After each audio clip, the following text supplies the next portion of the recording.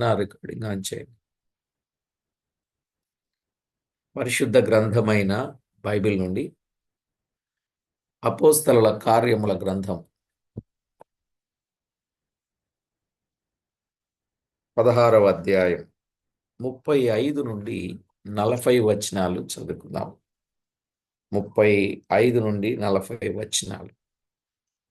ఉదయమైనప్పుడు న్యాయాధిపతులు ఆ మనుషులను విడుదల చేయమని చెప్పుటకు బంటులను పంపిరి. సరసాల నాయకుడి మాటలు పౌలునకు తెలిపి, మిమ్మును విడుదల చేయమని న్యాయాధిపతులు వర్తమానం పంపి ఉన్నారు గనుక మీరిప్పుడు బయలుదేరి సుఖముగా పొండని చెప్పాను. అయితే పౌలు, వారు న్యాయమును విచారింపకయే రోమీలమైన మమ్మను బహిరంగముగా కొట్టించి చెరసాలలో వేయించి ఇప్పుడు మమ్మను రహస్యముగా వెళ్ళగొట్టుదురా, మేము ఒప్పము. వారే వచ్చి మమ్మను వెలుపలికి తీసుకుని పోవలనని చెప్పెను. ఆ బంటులు ఈ మాటలు న్యాయాధిపతులకు తెలుపగా వీరు రోమీయులని వారు విని భయపడి వచ్చి వారిని బతిమాలుకొని వెలుపలికి తీసుకొని పోయి పట్టణము విడిచిపొండని వారిని వేడుకొనిరి. వారు చెరసాలలో నుండి వెలుపలికి వచ్చి లూదియా ఇంటికి వెళ్ళిరి. అక్కడ సహోదరులను చూచి ఆదరించి బయలుదేరిపోయిరి. చదవబడిన ఈ లేఖనం కొరకు ప్రార్థన చేసి వాక్యాన్ని ధ్యానం చేద్దాం. పరిశుద్ధ దేవుడవైన మా దేవ, కరుణా సంపన్నుడవైన మా ప్రియ ప్రభువా, మీ ఘననామమునకు వేలాది వందనములు, కోటాను కోట్లు స్తుతులు స్తోత్రములు చెల్లించుచున్నాం. దేవా, ఎంతో గొప్ప దేవుడవు, మహిమగల దేవుడవు, ప్రభావము గల దేవుడవు, సాటిలేని దేవుడవు, సర్వశక్తి సంపన్నుడవు, నిన్న నేడు నిరంతరం ఏకరీతిగా ఉన్నవాడవు. మాకు చాలిన మా దేవ, కనికర సంపన్నుడవైన మా ప్రియ ప్రభువా, మీకు స్తోత్రములు. మీ నామ మహిమార్థమై మమ్మను మీరు జ్ఞాపకం చేసుకుని చేసిన ప్రతి విధమైన మేలు ఉపకార మహోపకారములన్నింటిని బట్టి మీకు స్తోత్రములు. కొద్ది నిమిషాలు మీ వాక్యములో నుండి సంగతులను మేము ధ్యానము చేయనయుంటుండగా మీరు మాతో మాట్లాడి మీరే మహిమ ఘనత ప్రభావములను ఆరోపించుకొనమని కోరుచు మా ప్రభు అయిన యేసు క్రీస్తు అమూల్యమైన నామమున స్తోత్రము చెల్లించి స్తుతించి ప్రార్థించి మిక్కిలి వినయముగా బ్రతిమలాడి వేడుచున్నాం మా పరమ తండ్రి, ఆమేన్. ప్రభునందు ప్రియులారా, పరిశుద్ధ గ్రంథమైన బైబిల్ నుండి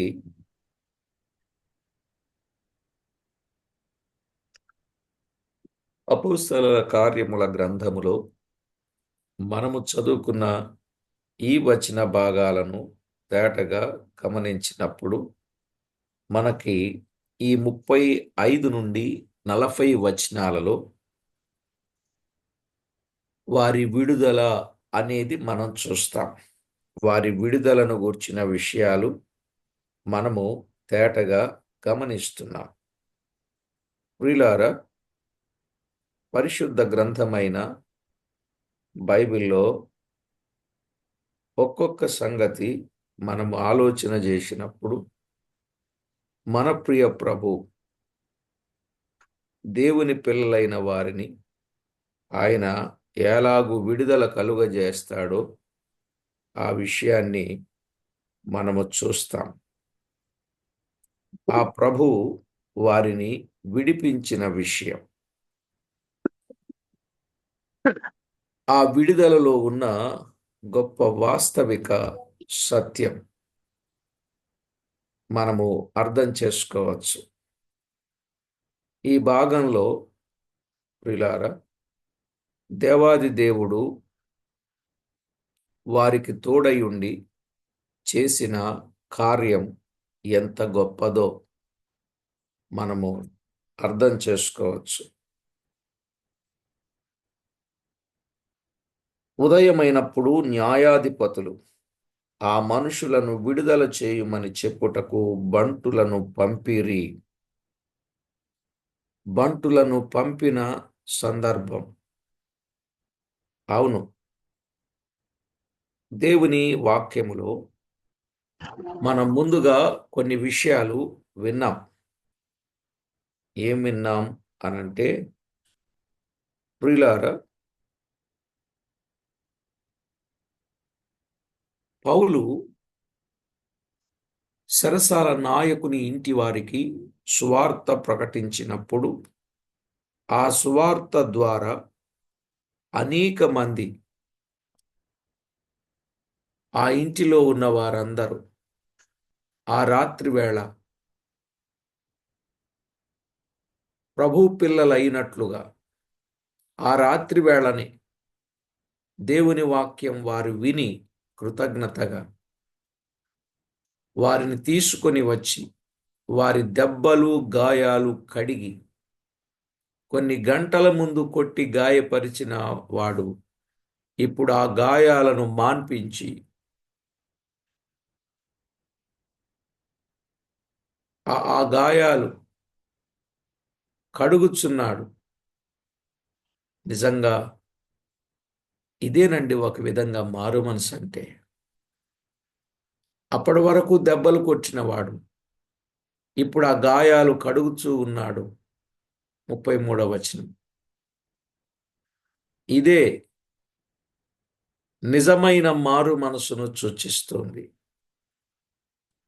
వారు దేవుని వాక్యము విన్నారు, విశ్వసించారు. అతను అతని ఇంటి వారు బాప్తిస్మము పొందారు. నిజంగా ఎంత గొప్ప పని జరిగిందో మనము చూడవచ్చు. ఆ తరువాత ఏం జరిగింది? ఇంటి వారందరితో కూడా ఆనందించెను అనే మాట చూస్తున్నాం. ఇంటి వారందరితో కూడా ఆనందించాడు. ప్రియులారా, దేవాది దేవుడు ఇంటి వారందరితో కూడా ఆనందించేటట్లు చేసిన ఆ గొప్ప కార్యం ఎంతో విశేషమైన కార్యం అని మనము తలంచి ఆ ప్రభువుకు మనము మహిమ ఆపాదించ బద్దులమై ఉన్నాం. విశ్వసించగాని వారు బాప్తిస్మము పొందిన వారి జీవితంలో ఆనందం అనేది దయచేసినట్లుగా మనము చూస్తున్నాం. ఈ సమయంలో మనము జ్ఞాపకం చేసుకోవలసిన కొన్ని విషయాలు అర్థం చేసుకుంటే,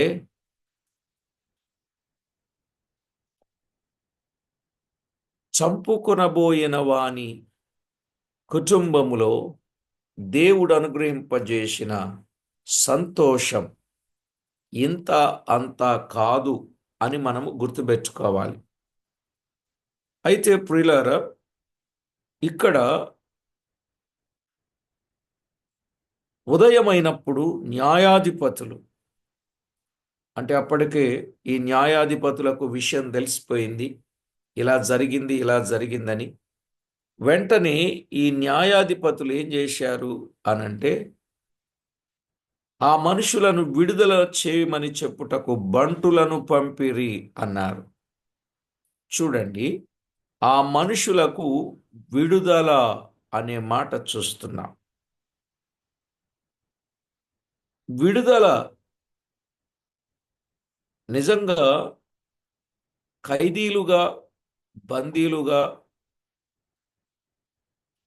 దెబ్బలు కొట్టి చెరసాలలో వేసి బొండలను బిగించి సంకెళ్లను వేసిన వారికి ఇప్పుడు విడుదల అనేది కలుగుతా ఉంది. నిజమే,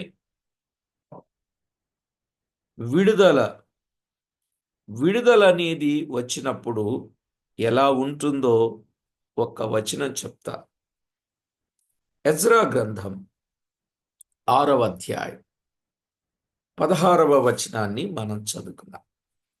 ఎజ్రా గ్రంథం 6వ అధ్యాయం 16వ వచనం. అప్పుడు ఇశ్రాయేలీయులను, యాజకులను, లేవీయులను, చెరలో నుండి విడుదల నొందిన తక్కిన వారును దేవుని మందిరమును ఆనందముతో ప్రతిష్ఠించిరి అని మనం చూస్తాం. ఇక్కడ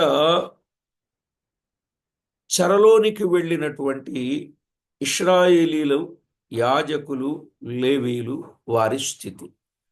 వారు చెరలో నుండి వెలుపలికి వచ్చి వారు ఏం చేశారని వ్రాయబడింది? వారు దేవుని మందిరమును ఆనందముతో ప్రతిష్ఠ చేసేది.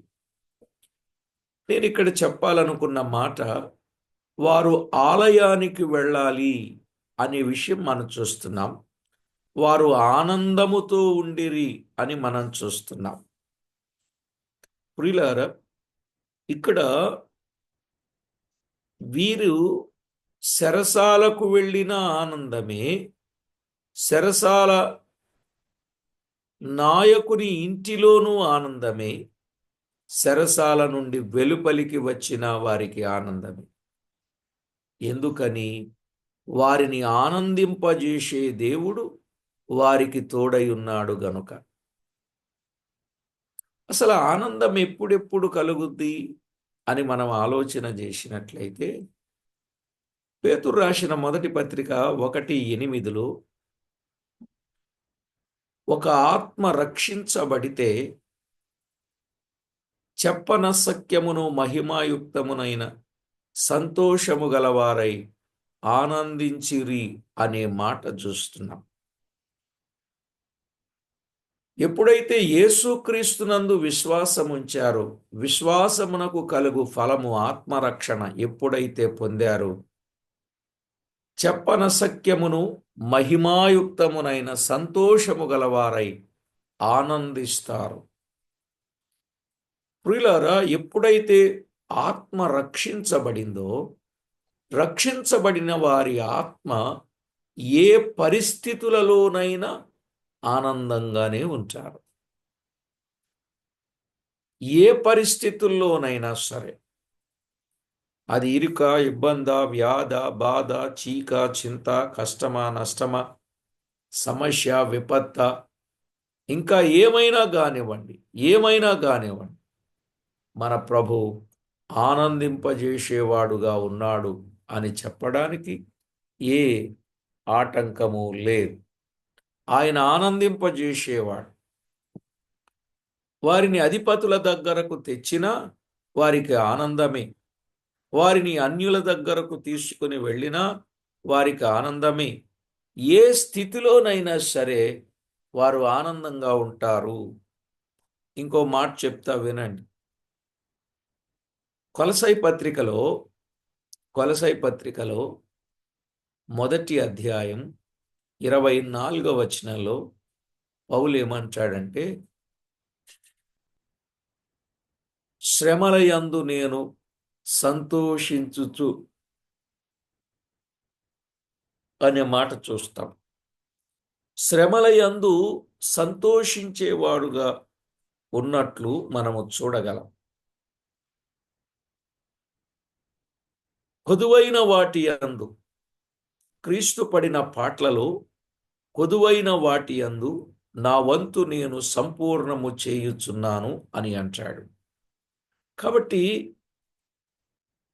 మానవ జీవితములో ఎదురయ్యే ఏ శ్రమనైనా దేవునికి అప్పగించుకొని, దేవుని మీద భారం వేసుకొని ముందుకు కొనసాగవలసిన ఆవశ్యకత ఎంతైనా మన మీద ఉన్నదనే సత్యాన్ని మర్చిపోవద్దు. సరే, ఇక్కడ ఆ మనుషులకు విడుదల చేయుటకు చెప్పారు, కానీ వారు విడుదల అలా చేస్తే కాదు అన్నారు. విడుదల నొందిన వారిలో ఏముంటుంది? ఆనందం ఉంటుంది. ఎజ్రా గ్రంథములో 6వ అధ్యాయం 19వ వచనములో, 6:19 చెరలో నుండి విడుదల నొందిన వారు మొదటి నెల 14వ దినమున పస్కా పండుగ ఆచరించిరి అని చూస్తున్నాం. ఇందాక మనం చెప్పుకున్నట్లు వారు దేవుని మందిరమునకు వచ్చారు. ఆ మందిరమును ఆనందముతో ప్రతిష్ఠ చేశారు. ప్రతిష్ఠ చేసిన వారు ఇప్పుడు ఏం చేశారు? పండుగనాచరించిరి అని మనం చూస్తున్నాం. ఏ పండుగ? ప్రతిష్ఠిత పండుగ. ప్రియులారా, మన అనుభవాలు కూడా ఇలానే ఉండాలి. ఎప్పుడు కూడా విడుదల పొందిన వారు ఎక్కడికి రావాలి? మందిరానికి రావాలి. మందిరములో ఆనందంగా ఉండాలి. ఆనందించే ఏ ఒక్కరైనా పండుగ ఆచరించిరి అని మనం చూస్తున్నాం. పండుగ ఆచరించిరి. అది పస్కా పండుగ. అది క్రొత్త నిబంధనలో రొట్టె విరిచే కూడిక అనేది మనకు తెలుసు. కాబట్టి విడుదల నొందినటువంటి వారు ఈ విధంగా. ఇంతకీ ఎలాగున పస్కాను వారు వధించారు? 20వ వచనంలోనే ఉంది చూడండి. 20వ వచనం, యాజకులను లేవీయులను తమ్మును తాము పవిత్రపరచుకొని పవిత్రులైన తరువాత చెరలో నుండి విడుదల నొందిన వారందరి కొరకును తమ బంధువులైన యాజకుల కొరకును తమ కొరకును పస్కా పశువును వధించిరి అని మనం చూస్తున్నాం. ఇక్కడ ఎవరెవరి కొరకు? విడుదల నొందిన వారి అందరి కొరకు, తమ బంధువుల కొరకు, యాజకుల కొరకు అన్నాడు. ఎప్పుడు యాజకులు లేవీయులు తమ్మును తాము పవిత్రపరచుకొని పవిత్రులైన తరువాత, ఈ మాట చాలా ఇంపార్టెంట్ కదండి. తమ్మును తాము పవిత్రపరచుకొని పవిత్రులైన తరువాత వారు ఆచరించారు. అంటే పవిత్రులు కాకుండా, పవిత్రత లేకుండా పస్కాను ఆచరించకూడదు అనేది మనం చూస్తున్నాం. ప్రియులారా, ఈ వచనాలలో ఉన్న వాస్తవికతను మనము గుర్తించాలి. పవిత్రులైన తరువాత, పవిత్రపరచుకొని పవిత్రులైన తరువాతని, అసలు పవిత్రతకు ప్రభువుకు ఎంతో దగ్గర సంబంధం ఉంది. ఎందుకంటే మనలను పవిత్రులనుగా చేయడానికే వాస్తవంగా మనల్ని విడిపించాడు. ఎక్కడి నుండి విడిపించాడండి మనల్ని? ఎక్కడి నుండి ఆయన విడుదల కలుగజేశాడు?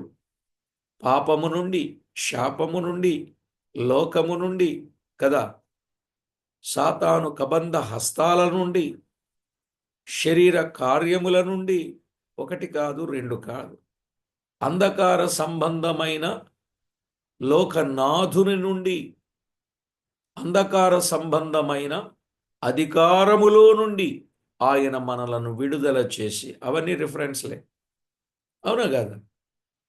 అలాగున ఆయన మనలను విడుదల చేశాడు. కనుక విడుదల నొందినటువంటి వారు తప్పనిసరిగా ఏం చేశారు?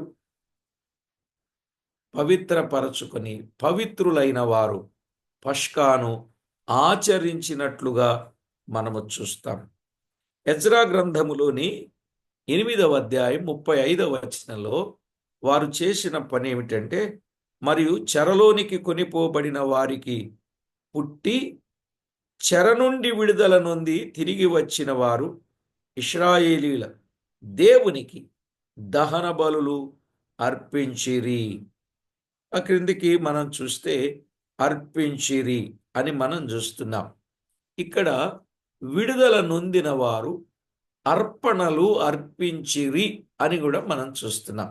అంటే దేవుడు మనలను ఎక్కడెక్కడ నుండి విడిపించగలడో ఆ విషయం మనం తెలుసుకొని, విడిపించబడిన తరువాత మనము చేయవలసినటువంటి పనులు ఈ భాగంలో చాలా వివరంగా కనబడుతున్నాయి. ఆ రోజు లేవీయులు, యాజకులు ఇశ్రాయేలీల కొరకు చెప్పబడితే, ఈనాడు లేవీయులు అంటే ఎవరు? లేవి అనగా ప్రియులారా హత్తుకొనువాడు. లేవి అనగా ఎవరు? హత్తుకొనువాడు. యాజకుడు అని అనగా ఆరాధికుడు అని అర్థం. ఇశ్రాయేలు అనగా ఒకప్పుడు మోసగాడే గాని ఇశ్రాయేలు అనగా ఆశీర్వదింపబడినవాడు అని అర్థం ఇప్పుడు కదా. విడుదల నొందిన వారు హత్తుకొనవలెను, విడుదల నొందిన వారు ఆరాధించవలెను, ఆరాధించేవాడు ఆశీర్వదింపబడేవాడు. ఆ సీక్వెన్స్ ఉందండి. ఎవరైతే దేవుణ్ణి హత్తుకుంటారో, ఎవరైతే హత్తుకొని దేవుణ్ణి ఆరాధిస్తూ ఉంటారో, ఆరాధించే వారిని దేవుడు ఆశీర్వదిస్తాడు అని. అందుకే చెప్పాడు లేవీయులు, యాజకులు, ఇశ్రాయేలీలని చెప్పాడు కదా. వారు వచ్చి ఏం చెయ్యాలి? దేవునికి అర్పణ అర్పించాలి. లేవి అనగా ఏమిటి? హత్తుకొనుట. అదే కదండి బైబిల్ చెప్పేది. లేవి అనగా హత్తుకొనుట. యాజకుడు అనగా దేవునికి ఆహారమును అర్పించువాడు అనగా ఆరాధించువాడు అని అర్థం. ఇశ్రాయేలు అనగా ఒకప్పుడు మోసగాడే గాని ఈసారి నీ పేరు యాకోబు అనబడదు, నీ పేరు ఇశ్రాయేలు అనబడునన్నాడు. ఇశ్రాయేలు అనగా ఆశీర్వదింపబడినవాడు. సరే ప్రియులారా, దేవాది దేవుడు ఒక వ్యక్తిని విడుదల కలుగ చేస్తే ఆ విడుదల కలిగిన ప్రతి వ్యక్తి కూడా దేవుని సన్నిధిని ఆనందముతో పస్కాను ఆచరిస్తూ తమ్మును తాము అర్పించుకుంటారు అనేది మనం చూస్తున్నాం. ఈ అర్పణలు అర్పించుకున్నటువంటి వారు ఇంకా ఏం చేశారు? ఎజ్రా గ్రంథం 9వ అధ్యాయం 13వ వచనంను మనము చదువుకుందాం. ఎజ్రా గ్రంథం 9వ అధ్యాయం 13వ వచనం. అయితే మా దుష్క్రియలను బట్టి, మా గొప్ప అపరాధములను బట్టి ఈ శ్రమలన్నీ మా మీదికి వచ్చిన తరువాత మా దేవుడవైన నీవు మా దోషములకు రావలసిన శిక్షలో కొంచెమే మా మీద ఉంచి మాకు ఈ విధముగా విడుదల కలుగ చేయగా మేము నీ ఆజ్ఞలను మీరాం. అందువల్ల మాకు శ్రమ వచ్చింది. అయితే ఇక నుండి నీవు మమ్మను విడుదల కలుగ చేశావు గనుక నీ ఆజ్ఞలను మీరం అని మనం అర్థం చేసుకోవాలి. ఏ దేవుడైతే చెరకు పంపించాడు, ఎందువలన? ఆజ్ఞలను మీరుట వలన చెరకు వెళ్ళారు. కానీ ఇక్కడ సంగతి వేరు. ఇక్కడ చెరసాలకు వెళ్ళడానికి కారణం సర్వోన్నతుని దేవుని దాసులుగా, దెయ్యములను విడుదల చేసేవారుగా, రక్షణ మార్గమును ప్రచురించువారుగా వీరు చెరసాలకు వెళ్ళారు. అందువల్ల ఆ చెరసాలలో దేవుడు చేసిన గొప్ప అద్భుతాన్ని బట్టి, దేవుడు చేసిన గొప్ప కార్యాన్ని బట్టి వారు వెలుపలికి విడుదల నొందేవారుగా ఉన్నారు.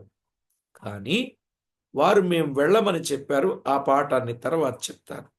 సరే, ఇక్కడ మనం ఆలోచన చేస్తే ఈనాడు మన జీవితానికి విడుదల అనేది ఖచ్చితంగా రావాలి. ఒకప్పుడు ఆజ్ఞలు మీరి చెరకు వెళితే ఇప్పుడు చెరలో నుండి వచ్చిన ప్రతి ఒక్కరూ ఏం పాటించాలి? ఆజ్ఞలను పాటించాలి. ఇందులో మనం 3 మాటలు గమనిస్తున్నాం.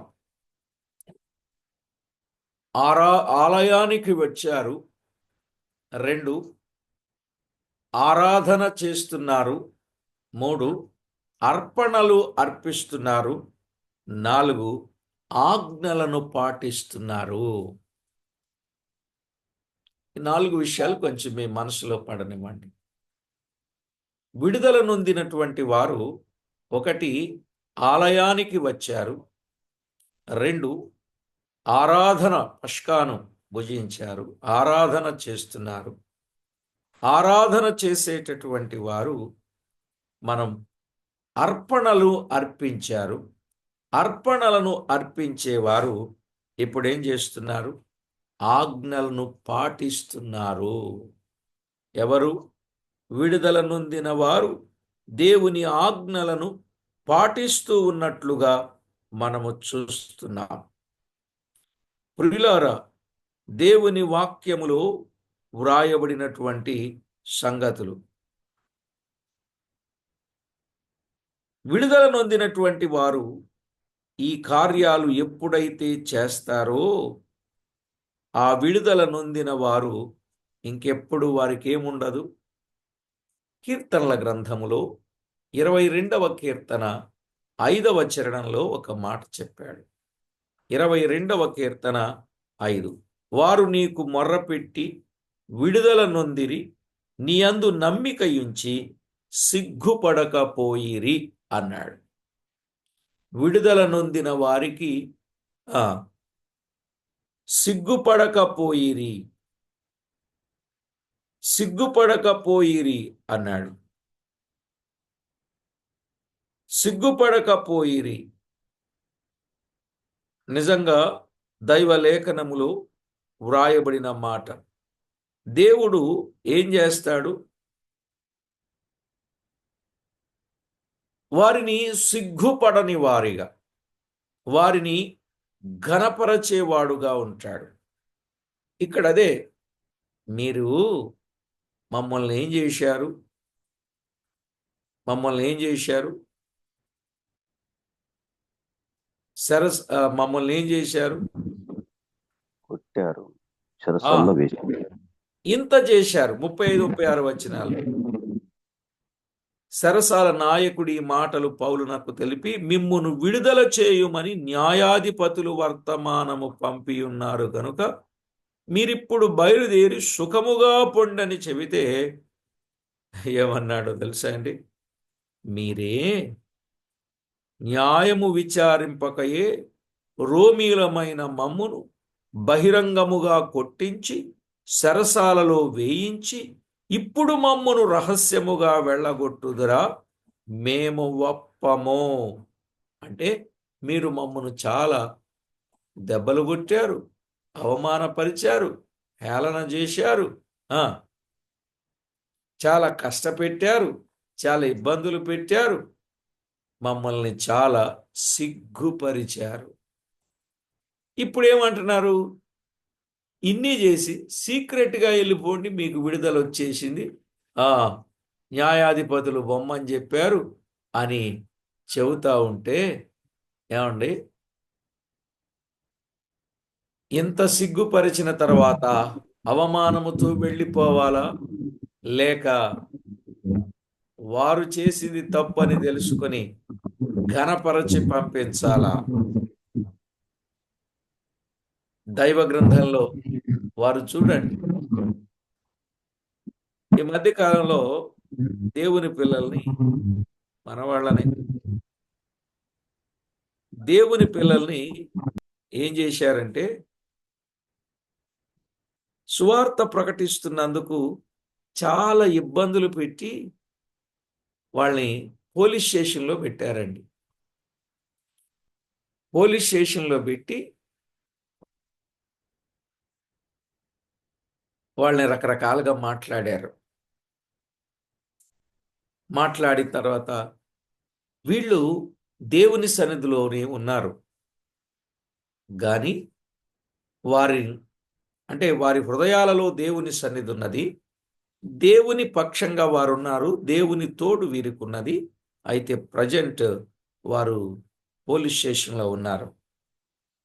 పొద్దునుంచి సాయంత్రం వరకు అక్కడే తిండి తిప్పలు లేకుండా కూర్చోబెట్టారు, నానా మాటలు అన్నారు. అన్న తర్వాత వారి ప్రార్థనను దేవుడు విన్నాడు. విన్న తర్వాత వీరు, ప్రభువా, మేము ఎలాగూ ఈ స్టేషన్కి వచ్చి ఇక్కడ స్టేషన్లో ఉన్న వాళ్ళకి సువార్త చెప్పే అవకాశం మాకు ఉండదు, మమ్మల్ని ఇక్కడ సువార్త చెప్పడానికి తీసుకొచ్చావు, నీకు స్తోత్రం అని చెప్తా ఉన్నారు మనల్ని. చెప్పిన తర్వాత ఏం జరిగిందో తెలుసండి. సాయంత్రం వరకు కూర్చోబెట్టి, ఇక వెళ్ళిపోండి మీరు, ఇంకెప్పుడు ఇలా చేయకండి, మైక్ డిస్టర్బెన్స్ చేయకండి, ఇలా చేయకండి, అలా చేయకండి అని. మీరు పంపించేస్తే వెళ్ళిపోతామా మేము? మమ్మల్ని ఎవరైతే ఈ లోపల పెట్టి ఇబ్బంది పెట్టారు వాళ్ళని ఇక్కడికి వచ్చి మాకు క్షమాపణ చెప్పి పంపిస్తే వెళ్తాం, లేదు అనంటే ఇక్కడే ఉంటాం. మాకు రాజ్యాంగం ఇచ్చిన హక్కును మేము ప్రకటన చేస్తున్నాం. మత స్వేచ్ఛ కలిగిన దేశం కాబట్టి ఎవరైనా వారి మతాన్ని గురించి చెప్పొచ్చు అన్నట్టు మనవాళ్ళు మాట్లాడారు. కొన్ని యాక్ట్లు వారికి తెలుసు, లోపల ఉన్న వారికి అలాగూ చెప్పారు. ఇంతకీ ఎవరు పెట్టించారు, ఎవరు లోపల వేయించారు అనంటే ఆ స్టేషన్ ఎస్ఐ గారు. ఆయన ఇంటి మీదుగా సువార్త చెప్తూ వెళ్తా ఉంటే ఆయనకే కోపం వచ్చి వీళ్ళని తీసుకుని వెళ్ళి అందులో వేయించాడు.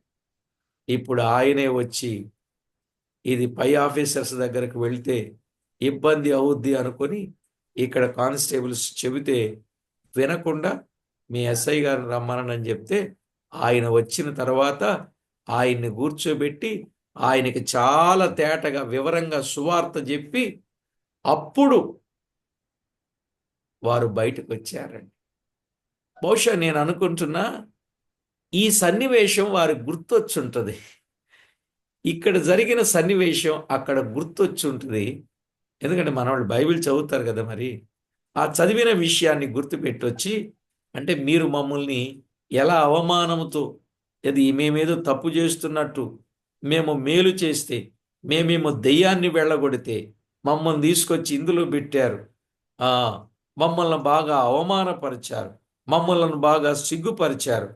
కాబట్టి ఇప్పుడు రోమీలమైన మమ్మును మీరు చెరసాలలో విచారింపకయే బహిరంగంగా కొట్టించి చెరసాలలో వేయించి ఇప్పుడు మమ్మను రహస్యముగా వెళ్ళగొట్టుదురా, మేము ఒప్పం, వారే వచ్చి మమ్మను వెలుపలికి తీసుకొని పోవలెనని చెప్పినప్పుడు ఆ బంటులు ఈ మాటలు న్యాయాధిపతులకు తెలుపగా వీరు రోమీయులని వారు విని భయపడి వచ్చి అన్నాడు. దేవుని పిల్లలు ప్రియులారా, వారు ఎవరు అనేది వారికి అర్థమైనప్పుడు వారు భయపడి వచ్చి, మీరు కొన్ని సందర్భాలు జ్ఞాపకం చేసుకోండి. దేవుని పిల్లలకు భయపడిన సందర్భాలు. అందుకే దేవుని పిల్లలు దేనికి భయపడరు, దేవునికి తప్ప. ప్రజలకు భయపడాల్సిన పని లేదు, ప్రభుత్వానికి భయపడవలసిన పని లేదు, పైసలకు భయపడవలసిన పని లేదు. ప్రియులారా, ప్రస్తుత పరిస్థితులకు భయపడవలసిన పని లేదు. అవునా కదా? ప్రజలకు భయపడక్కర్లే, ఎందుకంటే ప్రభు పిల్లలం. ప్రభుత్వానికి భయపడక్కర్లే, ఎందుకంటే ప్రభు పిల్లలం. పైసలకు భయపడక్కర్లే, ఎందుకంటే ప్రభు పిల్లలం. మాత్రమే కాదు, ఎట్టి పరిస్థితులు ఎదురైనా భయపడాల్సిన పని లేదు, ఎందుకంటే ప్రభు పిల్లలం. ఎప్పుడేం జరిగినా అది దేవుని సెలవు లేకపోతే జరగదు. దేవుని ప్రేమించు వారికి సమస్తము సమకూడి జరుగుద్ది. దేనికి? మేలు కలుగుటకే జరుగుచున్నవని ఎరుగుదుము. ఎప్పుడేం జరిగినా అది మేలు కలుగుటకే జరుగుద్ది. ఈ సత్యాన్ని మనం ఎన్నడూ మిస్ అవ్వకూడదండి. కాబట్టి ప్రభు పిల్లలమైన మనము మన జీవితంలో ప్రభువు చేసే కార్యాన్ని తలంచి మనము ఎల్లప్పుడూ ఆయన నామాన్ని మహిమపరచాలి. ఇప్పుడు చెప్పండి, వారిని తీసుకెళ్లి జైలులో పెట్టినా వారికి విడుదల కలిగిన తర్వాత వారికి సిగ్గు అవమానము లేదు. ఎందుకంటే వారిని దేవుడు గొప్పగానే విడిపిస్తాడు, గొప్పగానే ఆయన ఆదుకుంటాడు, గొప్పగానే ప్రభు సహాయం చేస్తాడు. నిజంగా దేవుని వాక్యములో ఎన్నో సంగతులు మనము చూడవచ్చు. మన ప్రియ ప్రభువారు అసలు విడుదల కలుగజేయడానికే వచ్చాడు. లూకా వ్రాసిన సువార్త కదా, 4వ అధ్యాయం 18వ వచనం. ప్రభు ఆత్మ నా మీద ఉన్నది, బీదలకు సువార్త ప్రకటించుటకై ఆయన నన్ను అభిషేకించెను, చెరలోనున్న వారికి విడుదలను, గురుడి వారికి చూపును ప్రకటించుటకును, నలిగిన వారిని విడిపించుటకును అన్నాడు. ఒకప్పుడు చెరలో ఉన్న మనలను విడిపించడానికి ప్రభు వచ్చాడు. ఆయన సిలువకు ఎక్కాడు, తన ప్రాణాన్ని పణంగా పెట్టాడు, ఆయన మరణించాడు, సమాధి చేయబడ్డాడు, మృత్యుంజయుడిగా 3వ దినాన ఆయన తిరిగి లేచాడు. ఒకవేళ ఇంకా ఎవరైనా ఏ బంధకాలలో చిక్కుకున్నా ఈవేళ ఆ బంధకాల నుండి దేవుడు విడిపిస్తాడు. బంధకాలలో నుండి విడిపించి మనలను, మన బాగోగులను ఆయన చూచుకుంటాడు. కనుక విడుదల పొందిన వారు ఏం చేయాలి? ఆలయానికి రావాలి, ఆనందముతో జీవించాలి, ఆరాధన చేయాలి. అవును కదండి, అర్పణలు అర్పించాలి. అంత మాత్రమే కాదు, వారు సిగ్గుపడని వారు, ఆజ్ఞలు పాటించాలి. ఆజ్ఞలు పాటిస్తూ వారు సిగ్గుపడని వారుగా దేవునికి మహిమకరంగా జీవించాలి. ఒకవేళ పౌలును శీలను తీసుకెళ్లి జైల్లో పెట్టినా వారు ఎలాంటి అనుభవము కలిగి ఉన్నారో, మనకు ఎలాంటి పరిస్థితులు ఎదురైనా మనము కూడా ఇలాగే ఉండాలి అనే సత్యాన్ని ఈ చిన్న మాటలో, ఈ వచనంలో మనం వింటున్నాం. ఇందులో ఉన్న వాస్తవాలను మనము తేటగా గమనించి ప్రభువుకు మహిమ ఆపాదించాలి. కాబట్టి ఒక వచనాన్ని మనం ఆలోచన చేస్తే లూకా సువార్త 21:28లో, లూకా సువార్త 21:28, ఇవి జరుగనారంభించినప్పుడు మీరు ధైర్యము తెచ్చుకొని మీ తలలెత్తుకొనుడి, మీ విడుదల సమీపించుచున్నదనెను. ప్రియులారా, మనము ధైర్యము కలిగి జీవించవలసిన వారం. అందుకే ఆ రోజుల్లో దేవుని పిల్లలు చెరసాలను లెక్క చేయలేదు. ఎందుకని? మన విడుదల సమీపించే రోజు ఒకటి ఉన్నది. ధైర్యము తెచ్చుకొని తలలెత్తుకొనుడి. అర్థమైందండి? మన విడుదల, వారికి ఆ రోజు విడుదల మాట ఉన్నప్పుడు ఆ జరిగిన సంభాషణ, ఆ సన్నివేశాన్ని బట్టి కొన్ని సందర్భాలు మనం విన్నాం. అయితే దేవాది దేవుడు ఒకానొక దినాన మనకు విడుదల కలుగజేయబోతున్నాడు. ఆయన విడుదల ఇచ్చేంత వరకు మనం ఎంతో దేవునికి మహిమకరంగా జీవించవలసిన ఆవశ్యకత కలిగి ఆయన చెప్పినట్లు మనము చేద్దాం. దేవుడు ఎక్కడి నుండి విడిపించాడో మనకు అర్థమైంది. విడిపింపబడిన తరువాత ఏం చేయాలో మనకు అర్థమైంది. ఇప్పుడు ఏం చేయాలంటే ధైర్యముతో తలలెత్తుకొని అసలైన విడుదల కొరకై ఎదురు చూడవలసిన అవసరత ఉన్నది. అర్థమైందండి? దేవుడు ఎక్కడి నుంచి విడుదల కలిగించాడు మనకు అర్థమైంది. విడుదల కలిగించిన వారు ఏం చేయాలి మనకు అర్థమైంది. విడిపింపబడిన వారు, విడుదల కలిగిన వారు ధైర్యముతో తలలెత్తుకోవాలి. ఎందుకని? అసలైన విడుదల. ఇలా చెప్పొచ్చండి, మరణము నుండి, చీకటిలో నుండి విడిపించాడు. ఒకానొక దినాన ఈ లోకము నుండి విడిపిస్తాడు. కనుక ప్రభు పిల్లలమైన మనం నిరీక్షణ కోల్పోక, విశ్వాసమును కోల్పోక ప్రభుకెంతో మహిమకరంగా జీవిద్దాం. ప్రార్థన చేసుకుందాం. పరిశుద్ధుడవైన మా తండ్రి, పరమందు ఆసీనుడవైన మా దేవ, మీ ఘననామానికి వందనములు, స్తుతులు, స్తోత్రములు. మా ప్రభువా, మీ దివ్య లేఖనాలలో వ్రాయించిన ప్రతి సత్యమును బట్టి మిమ్మును మేమెంతో స్తుతించుచు, ఘనపరచుచు, కొనియాడుచు ఉన్నాం. మా ప్రాణప్రియుడా, అన్ని విధాల మీరు మాకు తోడై ఉండి చేస్తున్న ప్రతి మేలును బట్టి మిమ్మును కొనియాడుచు ఉన్నాం. మా దేవా, మా ప్రభువా, న్యాయాధిపతులు పౌలు శీలకు విడుదలను కలుగ చేయమని చెప్పిన, వెళ్ళిపోమ్మని చెప్పిన వారు వెళ్ళలేదు. కారణం మేము చూస్తున్నాం. నీ పిల్లలైన వారు మా ప్రభువా, ఎలాంటి పరిస్థితుల గుండా వెళ్ళినా, అవమానముతో వెళ్ళినా ఘనపరిచే బయటికి తెస్తారు. ఘనపరిచే దేవుడవు, సిగ్గుపడనీయని దేవుడవు. అందుకై స్తోత్రములు. మా ప్రభువా, ఈ కూడికలో వాక్యాన్ని విన్నవారు ఎక్కడెక్కడ ఒకవేళ ఏదైనా బంధకాలు వారిని బంధించి ఉండుంటే అక్కడ నుండి విడుదల కలుగ చేసి, విడుదల పొందిన వారు ఏం చేయాలో విన్నాం.